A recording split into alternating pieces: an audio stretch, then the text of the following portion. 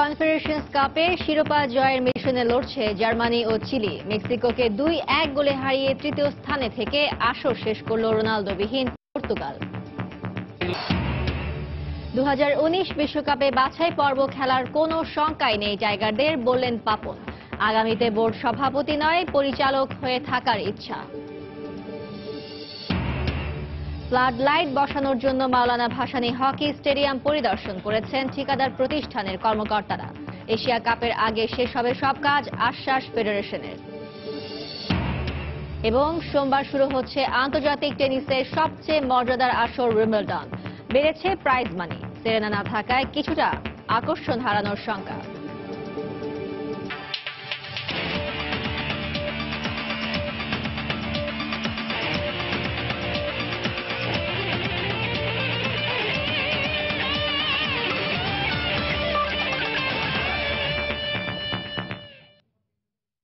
বিশ্বের নানা প্রান্তের খেলাধুলার খবর নিয়ে আমাদের নিয়মিত আয়োজন খেলার সময়, আর এই আয়োজনে আপনাদের সঙ্গে আছি আমি ফারজানা মুমু।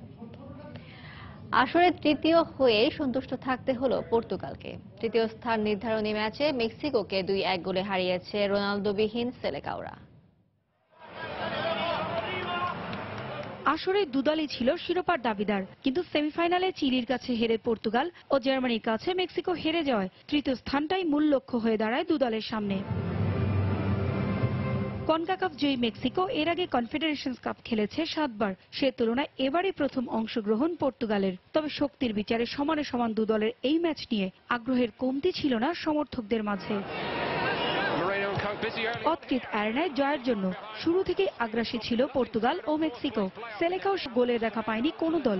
অবশেষে 54 মিনিটে ডিফেন্ডার লুইস কার্লোস নিতোর আত্মঘাতী গোলে লিড নেয় মেক্সিকো। এরপর দুদলই ভালো কিছু সুযোগ তৈরি করলেও গোল আসেনি। ম্যাচে যখন জয়ের স্বপ্ন দেখছে হুয়ান কার্লোস ওসোরিও, সময় 1-1 গোলে সমতা থাকায় ম্যাচ গড়ায় অতিরিক্ত 1 গোলের জয়ে মাঠ ছেড়েছে পর্তুগাল। পারভিন আক্তার, সময় সংবাদ। এদিকে সেন্ট পিটার্সবার্গে কনফেডারেশনস কাপের ফাইনালে মুখোমুখি হয়েছে কোপা আমেরিকা জয়ী চিলি ও 4 বারের বিশ্ব চ্যাম্পিয়ন জার্মানি। টেন্টুর সৌজন্যে চলুন দর্শক দেখে আসি সরাসরি ম্যাচের কিছু অংশ। দর্শক, টেন্টুর সৌজন্যে আমরা এতক্ষণ দেখছিলাম কনফেডারেশনস কাপে জার্মানি এবং চিলির ম্যাচের মধ্যকার কিছু অংশ। এবার দেশের ক্রিকেটের খবর। 2019 বিশ্বকাপে বাংলাদেশ সরাসরি খেলবে। টাইগারদের বাছাই পর্ব খেলার কোনো শঙ্কা নেই। বর্তমানে ওয়ানডেতে টাইগারদের রেটিং ও র্যাঙ্কিং বলছে 2019 সাল পর্যন্ত সেরা 8 থেকে নেমে যাওয়ার কোনো সম্ভাবনা নেই। আইসিসির মিটিং শেষে দেশে ফিরে এমনটাই জানিয়েছেন বিসিবির সভাপতি নাজমুল হাসান পাপন। এদিকে পরবর্তীতে ক্রিকেট বোর্ডের দায়িত্বে থাকলে পরিচালক হয়ে থাকার অভিব্যক্তির কথা জানালেন বোর্ড প্রধান। এছাড়াও আসন্ন বিশ্বকাপের কথা মাথায় রেখে দলের স্বার্থে আসতে পারে পরিবর্তন। নিঃসন্দেহে দেশের ক্রিকেট ইতিহাসে সাম্প্রতিক সময়ে মধুচন্দ্রিমা পার করছে বাংলাদেশ। বিশ্ব ক্রিকেটে মাশরাফি সাকিবরা বর্তমানে সমীহ জাগানিয়া দল ক্রিকেট পরাশক্তিদের মাঝে। টাইগারদের এমন সুখের পালে হাওয়া দিয়েছে চ্যাম্পিয়ন্স ট্রফির সেমিফাইনালে খেলা। এবার দৃষ্টি আরো দূরে। 2019 বিশ্বকাপে সরাসরি খেলবে বাংলাদেশ। খবরটা পুরনোই বটে, তবে র্যাঙ্কিংয়ে টাইগারদের ওঠানামায় অনেকের মনে শঙ্কা উকি দিতে পারে। সত্যি কি বাছাই পর্ব খেলতে হবে না মাশরাফিদের? বিসিবি প্রধান নিশ্চিত করলেন 2019 বিশ্বকাপে বাংলাদেশের অংশগ্রহণ করা নিয়ে। আমাদের কাছে মনে হচ্ছে না বা কারো কাছেই মনে হচ্ছে না যে বাংলাদেশকে কোয়ালিফাই করতে হবে। সেদিক দিয়ে আমরা বলতে পারি যে না, অবশ্যই বাংলাদেশের এবার হয়তো সরাসরি ওরা খেলবে, কারণ পয়েন্ট ডিফারেন্সটা এত বেশি, সেটা হওয়ার সম্ভাবনা কোনো দেখা যাচ্ছে না। আসন্ন বিশ্বকাপের কথা চিন্তা করে দল গোছাচ্ছে টাইগাররা। তাই বিশ্বকাপের আগে দলের স্বার্থে আসতে পারে পরিবর্তন। সে সঙ্গে সাম্প্রতিক সাফল্যে অভিজ্ঞতার পাশাপাশি তরুণ ক্রিকেটারদের অবদানেরও প্রশংসা করলেন বিসিবি সভাপতি। 20-এ মাশরাফি খেলতে পারবে কিনা এজ এ ক্যাপ্টেন আমরা জানি না। তো সেই জন্যই কিন্তু আমরা তখন ওর সাথে আলাপ আলোচনা করেছিলাম। তবে ওর ডিক্লারেশনটাও নিজের থেকেই দিয়েছে। আমরা বলি নাই কবে কখন ওর এটা হবে। আর সাথে আলাপ করার পরে সে নিজেই ডিক্লেয়ার করে দিয়েছে। সো এটা তো ইট ইজ এ প্রসেস নিয়ে আমরা চিন্তা ভাবনা করছি। এটাই তো একটা বিরাট এক্সাম্পল। তামিম, সাকিব, মুশফিক ছাড়া ওখানে ম্যাচ জেতার জন্য যদি দেখেন প্রত্যেকটাতে নতুন প্লেয়ারদের একটা বিরাট অবদান ছিল। এবছরের শেষের দিকে হতে পারে বিসিবির নির্বাচন। বর্তমানে যখন নাজমুল হাসান পাপনের অধীনে আসছে এত সাফল্য, তখন প্রশ্ন উঠছে আবারও কি বোর্ডের দায়িত্বে থাকছেন তিনি? বোর্ড প্রধান অবশ্য মনের অভিপ্রায় প্রকাশ করলেন এভাবে। খেলাধুলা এমন একটা জিনিস যেটার থেকে আমার দূরে সরে থাকাটা খুব কঠিন। ক্রিকেট বোর্ডে যদি থাকতেই হয় ডাইরেক্টর হয়ে থাকা ভালো। এই প্রেসিডেন্ট এখন আমার জন্য টাফ হয়ে যাচ্ছে। তারেক হাসান শিমুল, সময় সংবাদ, ঢাকা। আগামী শুক্রবারের মধ্যে বোর্ড এবং ক্রিকেটারদের মধ্যকার চলমান বেতন ভাতা সংক্রান্ত সমস্যার সমাধান না হলে আসন্ন দক্ষিণ আফ্রিকা সফর করবে না অস্ট্রেলিয়া এ দল। রোববার সিডনিতে বৈঠক শেষে এমন সিদ্ধান্ত নেয় অস্ট্রেলিয়ান ক্রিকেটার্স অ্যাসোসিয়েশন ACA। তবে বৈঠকে আসন্ন বাংলাদেশ সফর নিয়ে কোনো আলোচনা হয়নি। বিতর্কের শুরু অস্ট্রেলিয়ার নতুন বেতন কাঠামো থেকে। প্রতি বছর আয়ের লভ্যাংশ থেকে ক্রিকেটারদের ভাগ দেয়া হতো। অজি বোর্ড এবার সিদ্ধান্ত নেয় শুধুমাত্র চুক্তিবদ্ধ 20 ক্রিকেটারকে লভ্যাংশ দেবে তারা। তবে এতে রাজি হয়নি ক্রিকেটাররা। তাদের মতে এর মাধ্যমে ঘরোয়া ক্রিকেটারদের অবদানকে খাটো করা হবে। সেই হিসেবেই নতুন চুক্তিতে স্বাক্ষর করেননি পুরুষ ও নারী সব মিলিয়ে প্রায় 230 জন খেলোয়াড়। এদিকে সমঝোতা না হওয়া পর্যন্ত ঘরোয়া লিগ খেলার ঘোষণা দিয়েছেন অজি ক্রিকেটাররা। অন্যদিকে স্বীকৃত নয় এমন লিগে খেললে 6 মাসের জন্য নিষিদ্ধ করার হুমকি দিয়েছে বোর্ড। তর্ক বিতর্কের মধ্যে ঝুলে পড়েছে আগস্টে বাংলাদেশ সফর এবং নভেম্বরের অ্যাশেজ। আর জুলাই দক্ষিণ আফ্রিকা সফর করার কথা থাকলেও এবার সেটিও অনিশ্চয়তার মধ্যে পড়ল। সফরে স্বাগতিকদের সঙ্গে টেস্ট সিরিজ এবং এরপর ভারত ও দক্ষিণ আফ্রিকা সহ একটি ত্রিদেশীয় সিরিজ খেলার কথা রয়েছে। It's not an easy thing to do. এটা আমাদের জন্য সহজ নয়। ব্যক্তিগতভাবে বলবো আমি খেলতে চাই, বাকিরাও আমার মতোই ভাবছে। আমরা একতাবদ্ধ। সবকিছুর পরও এই সপ্তাহে আমরা অনুশীলনে নামবো। আশা করছি শেষ পর্যন্ত একটা সমাধান আসবেই।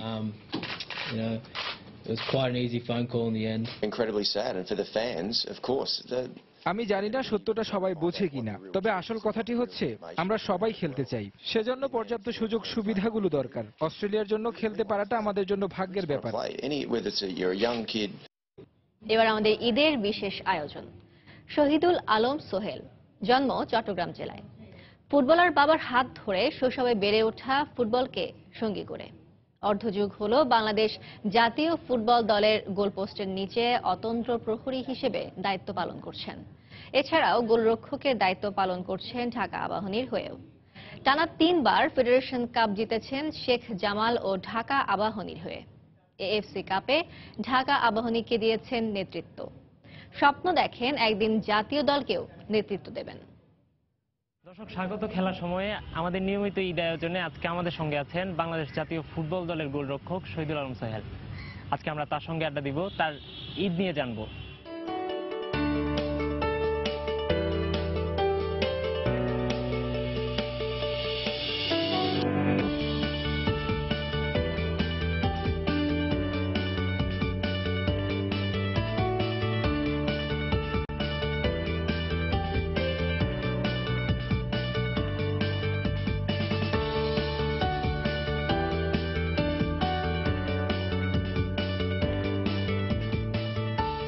সোহেল ভাই, ঈদ মোবারক। ঈদ মোবারক আপনাদেরও।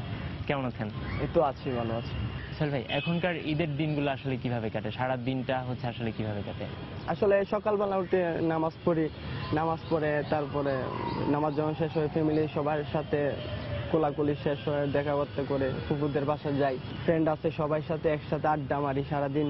কে কই গেছে ফোন দিয়ে বলি তাড়াতাড়ি আই, ঘুরতে হবে না, আড্ডা মারবো।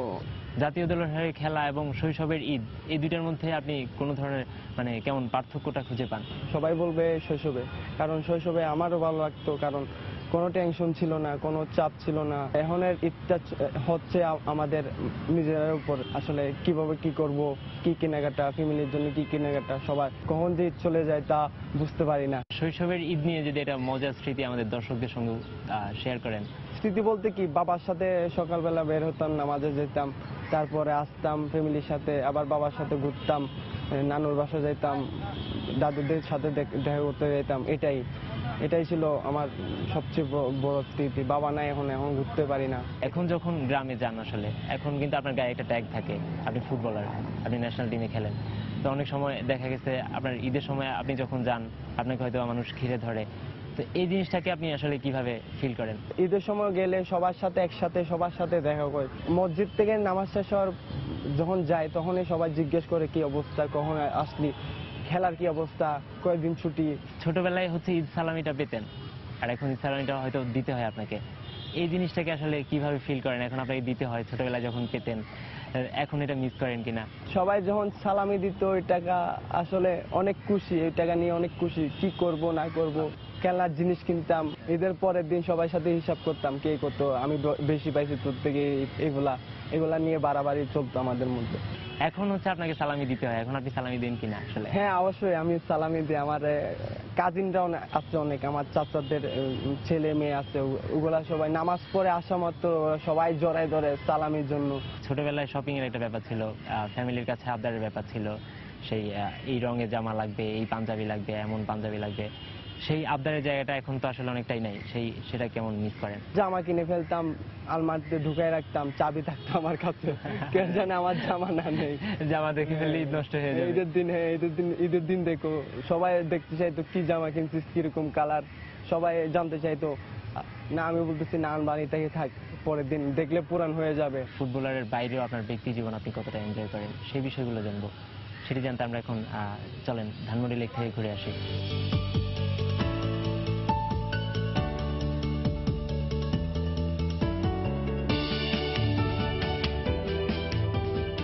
দীর্ঘদিন ধরে হচ্ছে ফুটবল খেলছেন আসলে, তো এই ফুটবল খেলার সময় হচ্ছে আপনার দেখা যায় ভক্তরা অনেক সময় মাঠে চলে যায় জড়ায় ধরে, দেশের বাইরে দেশে, এখন তো আবার সেলফির যুগ।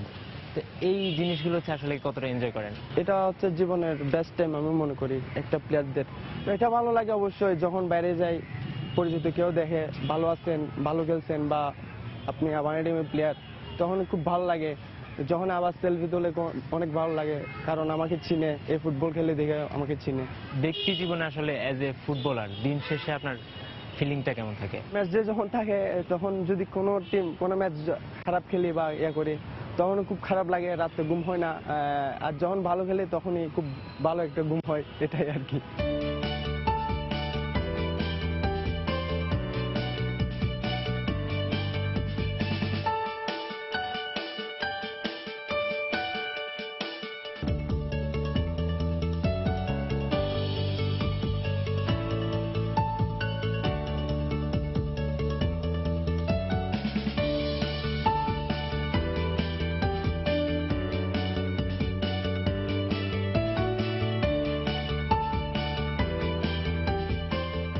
সোহেল ভাই, আপনার বঙ্গবন্ধু স্টেডিয়ামে আসলাম, এখানেই হচ্ছে আপনার বেড়ে ওঠা। আমরা যেটি বলছিলাম যে আপনার ফুটবল ক্যারিয়ার সম্পর্কে জানবো। দীর্ঘ প্রায় 6-7 বছর ধরে হচ্ছে ফুটবল খেলছেন, এর মধ্যে দেশের বাইরে খেলেছেন বেশ কয়েকবার, দেশের মধ্যে খেলেছেন। তো ন্যাশনাল টিমের হয়ে যখন খেলেন, জাতীয় দলের হয়ে যখন হচ্ছে জাতীয় সঙ্গীতটা গান মাঠে, তখন আসলে কেমন লাগে? আমাদের বাপ দাদারা যুদ্ধ করছিল, আমরা এখন ফুটবল দিয়ে যুদ্ধ করি, তখন একটু আবেগ হয়ে যায়। একদম জাতীয় সঙ্গীত আবেগটা কাজ করে একটু। 11 জনেই কিন্তু যুদ্ধ করে তখন, সবার, বাংলাদেশের 16 কোটি মানুষের জন্য, একটা দেশের ফুটবলের জন্য। আমরা দেখেছি ঘরোয়া লিগে, এমনকি হচ্ছে এই স্টেডিয়ামে যখন আপনারা শ্রীলঙ্কার বিপক্ষে খেলেছিলেন, মনে আছে গেল বছর, হিউজ ক্রাউড ছিল, দর্শকরা ছিল, ব্যাপক দর্শক উপস্থিতি ছিল। সে সময়টাতে আসলে আপনারা কেমন ফিল করেন? যখন দর্শক বাংলাদেশের সাপোর্টার থাকে তখন ভালো লাগে, কারণ সবাই বাংলাদেশ করে চিল্লাচিল্লি করে, তখন আরেকটু স্পিডটা বেড়ে যায় যে আজকে খেলাটা জিততে হবে, ভালো খেলতে হবে। দর্শকরা কিন্তু আসলে আপনাদেরকে যেমন সাপোর্ট করে, দর্শকরা কিন্তু আপনাদেরকে তেমন ভাবে আপনারা ম্যাচ হারার পর কিন্তু রিয়্যাক্ট করে। আমরা দেখেছি যে গেল বছর কিন্তু ভুটানের বিরুদ্ধে ম্যাচ হারার পর কিন্তু খুব বাজেভাবে রিয়্যাক্ট করেছিল। সেই সময়টুকু আসলে আপনাদের কাছে কেমন লাগে? আসলে ভুটান আমাদের র্যাঙ্কিং এর তখন ছিল আমাদের চেয়ে নিচে, কারণ ভুটান আমাদের সাথে কখনোই পারতো না। আমরা গত সাপে আমরা ওদেরকে 3-0 গোলে হারাইছি। ফিফা কোয়ালিফাই ম্যাচ ছিল, ওদের সাথে আমরা দেশের মাঠে ড্র করছি, ওখানে যে হারছি, এটা আসলে লজ্জাজনক। দর্শকরা চাই ভালো, তার দেশের ফুটবল দিন দিন এগিয়ে যাক। আমরা যদি ওই ম্যাচটা যদি না হারতাম তাহলে আমাদের সাপোর্টার আরো দিন দিন আরো বৃদ্ধি পেত। একসময় আমাদের কিন্তু ফুটবলে খুব সোনালী দিন ছিল। আমরা সাফে চ্যাম্পিয়ন ছিলাম, রানার্স আপ ছিলাম, আমাদের অনেক অর্জন ছিল, আমাদের অনেক কিংবদন্তি ফুটবলার ছিল। আমাদের ফুটবলে কিন্তু একটা দুর্দশা চলছে, একটা দীর্ণদশা চলছে। তো এটার জন্য আপনি আসলে কি মনে করেন, কোনটা আসলে বেশি দায়ী? আসলে আমাদের দেশে ফুটবল এখনো মরে যায়নি আমি মনে করি, এখনো সম্ভাবনা আছে। আমাদের দেশের একাডেমি দরকার, অনেক বেশি বেশি ক্লাবগুলোর একাডেমি দরকার। নেক্সট 10 বছরের জন্য আমাদের টার্গেট লাগতে হবে, আমরা 10 বছরের মধ্যে ভালো একটা টিম করব, ভালো একটা এশিয়ার লেভেলে একটা টিম থাকবে আমাদের টিম, ন্যাশনাল টিম। তখনই দেখবেন ফুটবল দিন দিন আপ করবে। বাংলাদেশের দর্শকই কিন্তু ফুটবল খেলা দেখে, সেটা রিয়াল মাদ্রিদ বার্সেলোনার খেলা দেখে, ইউরোপিয়ান লিগ দেখে, বাংলাদেশের ফুটবলটা দেখে না। এই যে বাংলাদেশের ফুটবল না দেখার কারণটা কি, আপনি কি মনে করেন? অনেক সময় দেখা যায় ন্যাশনাল টিমে খেলা চলতেছে, অনেকে জানেও না। আমাকে অনেকেই ফোন করে বলে তোদের খেলা কখন, কিন্তু কালকেই চলে গেছে। প্রচারণার জন্যই জিনিসটা কিন্তু হয় না। দর্শকরা অনেক সাপোর্টার আছে ফুটবল পাগল, ওরা কিন্তু জানেও না খেলা কখন। প্রচার যদি ভালো করে হয় তাহলে দর্শকটা আরো দিন দিন বাড়বে আমি মনে করি। সবাই চোখ কিন্তু আমাদের 11 জনের মধ্যেই থাকে, তো আমাদের উচিত আরো বেশি ট্রেনিং করা, হার্ড ট্রেনিং করা। ইউরোপের প্লেয়াররা কিভাবে চলাফেরা করতেছে, কিভাবে ট্রেনিং করতেছে, কিভাবে জিম করতেছে, কত ঘন্টা ট্রেনিং করে, কিভাবে কনসেন্ট্রেট বাড়ার জন্য কি করে, ওগুলো আমাদের ফলো করা উচিত। ফুটবলার থেকে ব্যক্তি সোহেল ভাই ফিরি, আসলে এই ফুটবলে আসা কিভাবে? আসলে আমার বাবা ছিলেন একজন ফুটবল প্লেয়ার। বাবার খেলা তো দেখি নাই, সবার থেকে শুনতাম। আমার বাবা একটা প্লেয়ার ছিল, স্টপারে খেলতেন। পাশাপাশি আমার বড় ভাই খেলতো, মহানানে খেলছে, আবানে খেলছে, আমার চাচাও খেলছিল, রমতগঞ্জে। আমার বড় ভাইরা যখন যা চাইতাম, আমার বুট বলেন, গ্লাভস বলেন, সরঞ্জাম বলেন, স্পোর্টসে যা, তখন সবাই আমাকে হেল্প করতে এগুলা দিয়ে। আপনি যখন ফুটবল খেলা শুরু করলেন, এরপর ন্যাশনাল টিমে খেলার তো নিশ্চয়ই একটা ইচ্ছে ছিল। আসলে একটা প্লেয়ারের লক্ষ্যই থাকে সে ন্যাশনাল টিমে খেলবে। আমারও ছিল। 2011-তে আমি একটা টুর্নামেন্ট সুপার কাপ চ্যাম্পিয়ন করলাম আবানিতে। তারপরে আমি ন্যাশনাল টিমে কল পাই, তখন থেকে আমার শুরু। ফুটবলার হিসেবে, ন্যাশনাল টিমের ফুটবলার হিসেবে দিন শেষে আসলে কতটুকু স্যাটিসফ্যাকশনটা কাজ করে যে ন্যাশনাল টিমে খেলি, ন্যাশনাল টিমের হয়ে প্রতিনিধিত্ব করছি? আসলে ন্যাশনাল টিমে খেলা, 2-1 ম্যাচ খেলা, এটা কিন্তু বড় কথা না। বড় কথা হচ্ছে আমি কতদিন খেলতে পারতেছি ন্যাশনাল টিমে, কতদিন ধরে খেলতে পারছি। অনেক প্লেয়ার আছে, অনেক লিজেন্ড আছে, আমিনুল ভাইরা আছে, বিপ্লব ভাইরা আছে, ওরা খেলছে 20-22 বছর, একজনে 15-20-22 বছর খেলছে। আমিও ওদের ফলো করি। আমি কেন, ওনারা যদি পারে আমি কেন পারবো না? তো আমি মনে করি না এখানেই শেষ, আরো সামনে আরো দিন আছে, আরো খেলতে যাই। আসলে আমাদের সময় অলমোস্ট শেষ করার আগে দর্শকদের উদ্দেশ্যে যদি কিছু বলতেন। আসলে আপনারা সবাইকে আমার ঈদের শুভেচ্ছা। সবাই আমাদের জন্য দোয়া করবেন, আমাদের ফুটবলের জন্য দোয়া করবেন, আমার জন্য দোয়া করবেন।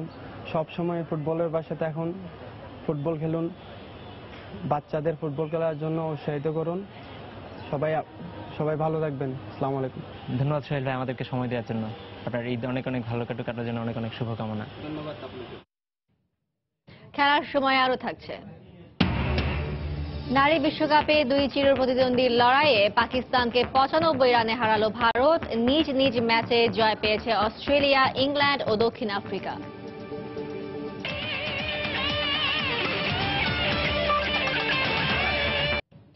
চলতি মাসে কোচ অ্যান্ড্রু ওরের অধীনে এএফসি অনূর্ধ্ব 23 ফুটবল চ্যাম্পিয়নশিপ টুর্নামেন্টের বাছাই পর্বে অংশ নিতে ফিলিস্তিনে যাচ্ছে বাংলাদেশ অনূর্ধ্ব 23 ফুটবল দল। তাই জোর প্রস্তুতি সেরে নিচ্ছে খেলোয়াড়রা। বাংলাদেশের ফুটবলের সুনাম ফিরিয়ে আনার প্রথম পদক্ষেপ হিসেবে এই বাছাই পর্বকে বেছে নিয়েছেন কোচ। প্রায় 1 মাসের অনুশীলন শেষে খেলোয়াড়দের সার্বিক অবস্থা নিয়ে এবার কথা বলেছেন ওর। পাশাপাশি বাংলাদেশের খেলোয়াড়দের সঙ্গে কাজ করতে পারায় নিজের সন্তুষ্টির কথা জানিয়েছেন এই অস্ট্রেলিয়ান। দেশের ফুটবলের দুর্দিনে অনেকটা আশার প্রদীপ হয়ে এসেছেন কোচ অ্যান্ড্রু ওর্ট, কিন্তু জাতীয় দলের দায়িত্ব নেয়ার আগে অস্ট্রেলিয়ান এই কোচের হাতে তুলে দেয়া হয়েছে অনূর্ধ্ব 23 ফুটবল দলকে। চলতি মাসেই ফিলিস্তিনে অনুষ্ঠিত হতে যাচ্ছে এএফসি অনূর্ধ্ব 23 ফুটবল চ্যাম্পিয়নশিপের গ্রুপ পর্ব। ধারণা করা হচ্ছে এই বাছাই পর্বে সাফল্য আনতে পারলে আবারও দেশের ফুটবল কিছুটা হলেও ফিরে পাবে তার হারানো জৌলুস। বোর্ডের অধীনে জুনের প্রথম সপ্তাহ থেকে শুরু হয়েছে অনূর্ধ্ব 23 দলের ক্যাম্প। প্রায় এক মাস অনুশীলন শেষে বাংলাদেশের খেলোয়াড়দের সঙ্গে কাজ করতে পেরে নিজের সন্তুষ্টির কথাই জানালেন কোচ। আমি খেলোয়াড়দের যেভাবে দিক নির্দেশনা দিচ্ছি তারা সেভাবেই সেটা অনুকরণ করছে। দিন দিন ওরা উন্নতি করছে। সত্যি কথা বলতে কি ওদের সঙ্গে কাজ করে মজাই লাগছে আমার। স্বাগতিক ফিলিস্তিন ছাড়াও তাজিকিস্তান ও জর্ডানকে গ্রুপ পর্বে পেয়েছে বাংলাদেশ। তাই বাছাই পর্ব উতরাতে দল কতটুকু প্রস্তুত তার জবাবে অস্ট্রেলিয়ান কোচের কণ্ঠে ছড়ল অনেকটা হতাশার ছাপ। আসলে রক্ষণভাগ বলেন বা মাঝমাঠ সব দিক থেকেই বাংলাদেশের খেলোয়াড়রা ধীরে ধীরে উন্নতি করছে। তবে ফরওয়ার্ড পজিশনে কিছুটা সমস্যা আছে। আমি এখন পর্যন্ত তেমন কোনো ভালো স্ট্রাইকার দেখিনি। বেশিরভাগ স্ট্রাইকারই অসুস্থ, ইনজুরিতে আক্রান্ত। তাই তাদের সুস্থ হওয়া পর্যন্ত আমাকে অপেক্ষা করতে হবে। তবে একটা পূর্ণ দল নিয়ে আমি চিন্তা করতে পারবো। সবশেষ ডাচ কোচ লোডভিগ ডি ক্রুইফের অধীনে টিকিটাকা কৌশলে ফুটবল খেলেছে বাংলাদেশ। কিন্তু অস্ট্রেলিয়ান নতুন এই কোচ চান যতটা সম্ভব আক্রমণাত্মক ফুটবল খেলিয়ে দলের কাছ থেকে সেরাটা আদায় করে নিতে। আমি কোনো নির্দিষ্ট একটা কৌশল অনুসরণ করায় বিশ্বাসী নই। পরিস্থিতি বুঝে যে কোনো কৌশলই রপ্ত করতে হবে। তবে আমি চাই দলকে যতটা সম্ভব আক্রমণাত্মক ফুটবল খেলানোর। ফারজানা মুমু, সময় সংবাদ, ঢাকা। হকির খবর।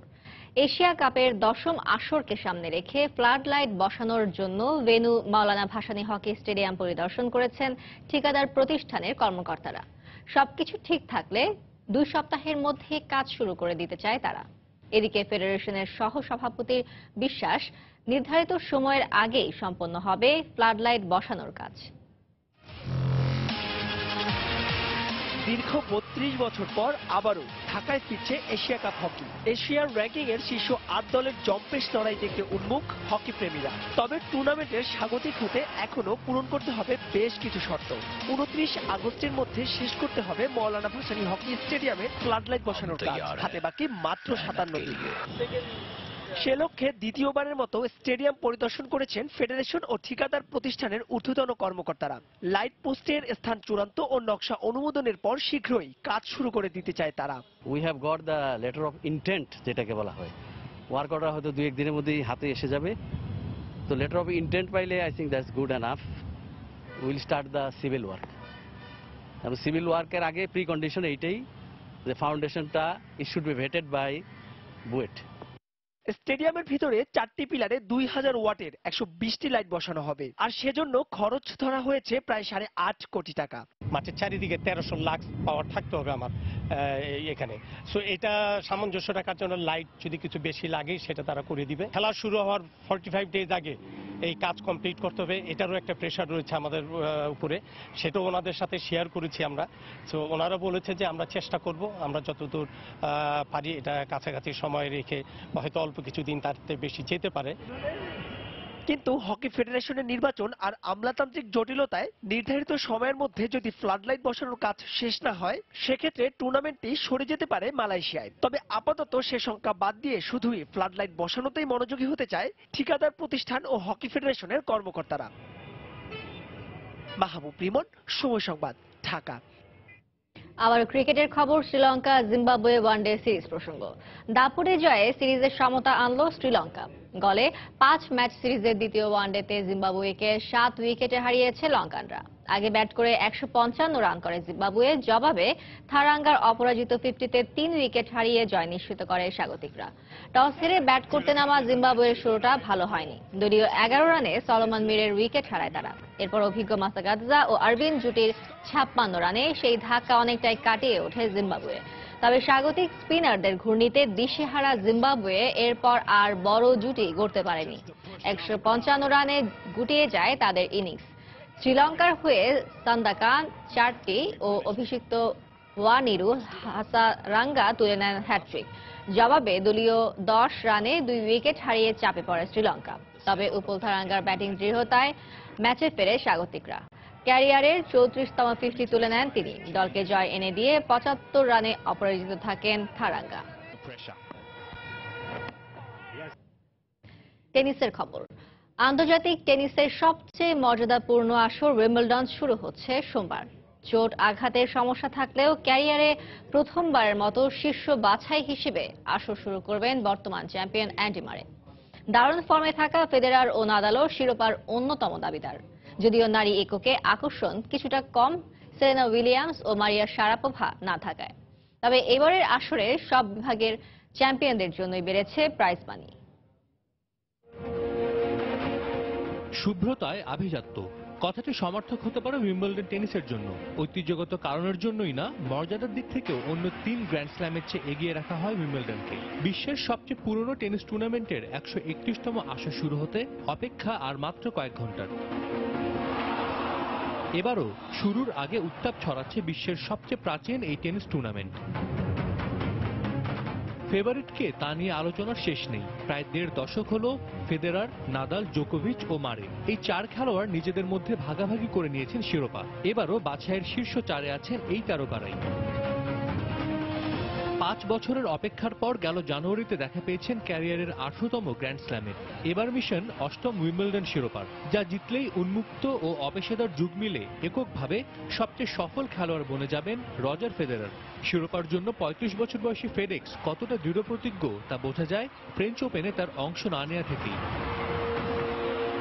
ব্রিটিশদের 76 বছরের অপেক্ষার অবসান হয় অ্যান্ডি মারের হাত ধরে। ফ্রেড পেরির পর প্রথম ব্রিটিশ খেলোয়াড় হিসেবে 2012 সালে অ্যান্ডি মারে জয় করেন উইম্বলডন শিরোপা। আসরের বর্তমান চ্যাম্পিয়নও তিনি। যদিও চোটের কারণে এবার অংশ নেয় অনিশ্চিত ছিল আসরের শীর্ষ বাছাইয়ের। তবে সব শঙ্কা উড়িয়ে দিয়ে তৃতীয় শিরোপার জন্য কোর্টে নামতে প্রস্তুত অ্যান্ডি মারে।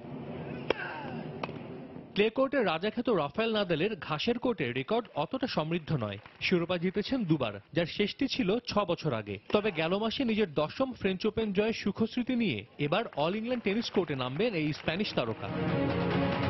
তবে জোকোভিচের লড়াইটা নিজেকে ফিরে পাবার। গেল বছরের প্রথম 2টি গ্র্যান্ড স্ল্যাম জেতার পর প্রায় 1 বছর হলো কোনো শিরোপা ওঠেনি জোকোভিচের ট্রফি কেসে। সার্বিয়ান এই তারকার লক্ষ্য 4র্থ শিরোপা।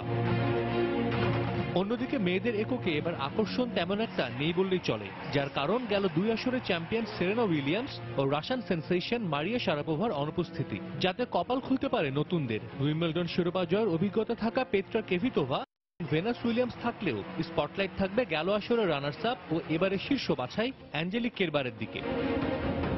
সাজিদ মুস্তাহিদ, সময় সংবাদ। এবার আইসিসি নারী বিশ্বকাপের খবর। চিরপ্রতিদ্বন্দ্বীদের লড়াইয়ে জয় পেল ভারত। পাকিস্তানকে 95 রানের বড় ব্যবধানে হারিয়েছে মিথালি রাজের দল। এদিকে ওয়েস্ট ইন্ডিজকে লজ্জায় ডুবিয়ে 10 উইকেটে জিতেছে দক্ষিণ আফ্রিকা। এছাড়া নিউজিল্যান্ডকে 5 উইকেটে হারিয়েছে অস্ট্রেলিয়া, আর শ্রীলঙ্কাকে 7 উইকেটে হারিয়েছে ইংল্যান্ড। ডার্বিতে টস জিতে ব্যাট করতে নেমে 7 রানে প্রথম উইকেট হারায় পুনম ও দীপ্তির 67 রানের জুটিতে গুছিয়ে ওঠে ভারত। পুনম 47 ও দীপ্তি করেন 28 রান। পাকিস্তানি স্পিনারদের দাপটে মাঝে দ্রুত কিছু উইকেট হারায় টিম ইন্ডিয়া। তবে সুষমার 33 রানের ইনিংসে শেষ পর্যন্ত 9 উইকেটে 169 রানের পুঁজি পায় তারা। পাকিস্তানের হয়ে সান্ধু নেন 4 উইকেট। জবাব দিতে নেমে একেবারেই সুবিধা করতে পারেনি পাক নারীরা। ভারতীয় স্পিনার একতার ঘূর্ণিতে 74 রানেই অল আউট হয় তা। সানা মিরের 29 ও নাহিদা খানের 23 রান ছাড়া 2 অঙ্কের কোটায় পৌঁছাতে পারেননি কেউ। এদিকে দক্ষিণ আফ্রিকার কাছে কোণঠাসা হয়েছে ওয়েস্ট ইন্ডিজ। নারী বিশ্বকাপের 6ষ্ঠ সর্বনিম্ন সংগ্রহ 48 রানে অল আউট হয়েছে ক্যারিবীয়রা। জবাবে কোনো উইকেট না হারিয়েই জয়ের বন্দরে পৌঁছায় প্রোটিয়ারা।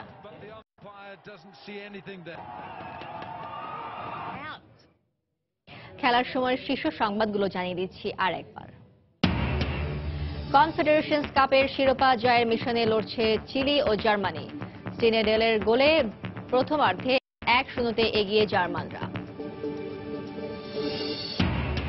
2019 বিশ্বকাপে বাছাই পর্ব খেলার কোনো শঙ্কাই নেই টাইগারদের, বললেন পাপন। আগামীতে বোর্ড সভাপতি নয়, পরিচালক হয়ে থাকার ইচ্ছা। ফ্লাড লাইট বসানোর জন্য মাওলানা ভাসানী হকি স্টেডিয়াম পরিদর্শন করেছেন ঠিকাদার প্রতিষ্ঠানের কর্মকর্তারা। এশিয়া কাপের আগে শেষ হবে সব কাজ, আশ্বাস ফেডারেশনের। এবং সোমবার শুরু হচ্ছে আন্তর্জাতিক টেনিসের সবচেয়ে মজাদার আসর উইম্বলডন। বেড়েছে প্রাইজ মানি।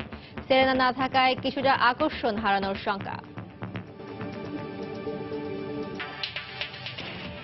দর্শক, এই ছিল খেলার সময় এখনকার আয়োজন। যে কোনো খবর পেতে ভিজিট করুন সময়নিউজ.tv। আর খেলার জগতের সব খবর, সর্বশেষ খবর জানতে সঙ্গে থাকুন সময়।